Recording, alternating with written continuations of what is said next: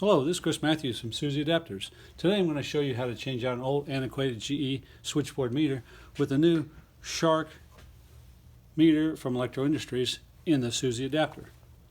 First of all, you remove the cover, and once you do that, you can throw that away. You won't need that again.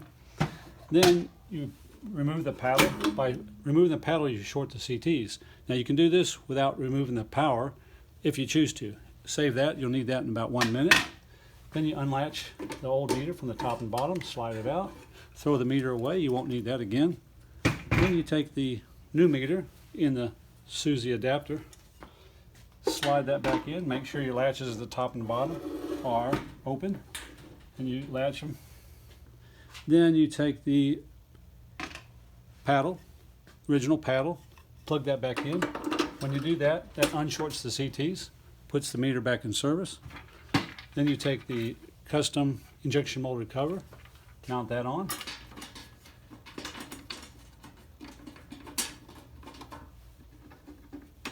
Just like that.